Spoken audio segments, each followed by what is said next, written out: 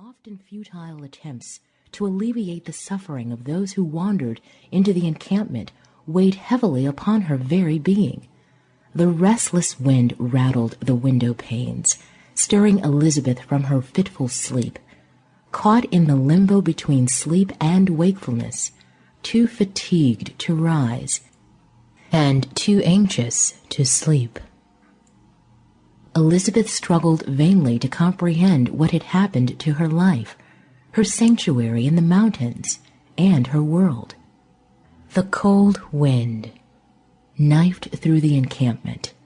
The fear of not surviving yet another winter in what was becoming a desolate world was beyond her ability to bear. The torment she experienced was the internal struggle between hope and hopelessness, and it was tearing her to pieces. Even more confusing, deep within the darkness of her despair, there seemed to be a voice whispering an answer, which she could not hear over the screams in her mind. In the pre-dawn darkness, she feared for her sanity and contemplated how she could end her pain. Her husband, John, stirred and mumbled. "Is it morning already?" Elizabeth remained silent, hoping he would slip back into a restful sleep. She was envious of John's deep, rhythmic breathing, which told her that he was residing in a place where she could not go. Though only inches apart, on the thick down mattress, it felt like a chasm she could not cross. Why, her mind screamed, can't I have peace? Elizabeth admired John's ability to remain calm in the midst of chaos, but it also aggravated her because she sometimes felt he was distant. In sheer frustration, she slammed her fist against the bed. Jarred from his sleep, John shouted, "I'm coming!" Elizabeth was caught. She could not escape. She decided to take advantage of the moment and invite John to hike to the pinnacle, a journey she was unwilling to make alone in the pre-dawn darkness. Leaning over and giving him a kiss, she whispered, "It's time to get up." She hoped the high ridge above the encampment would give her peace this morning. She often went there. The pinnacle was a place of solitude, peace and beauty. Perhaps the cool wind blowing across its peak would soothe the fiery emotions of her heart.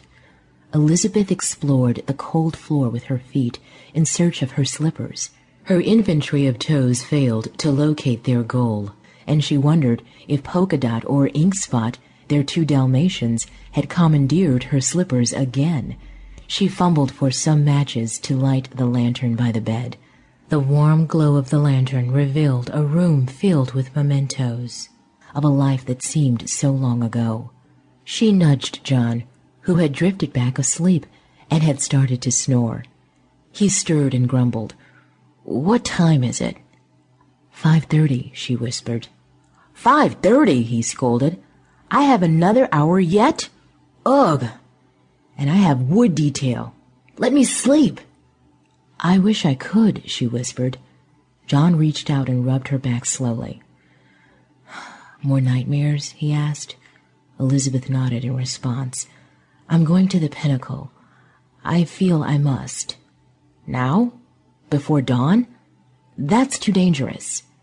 "At first I thought I could find some peace there, but there's something more." "What is it?" John questioned. "I don't know, but somehow there's an answer there."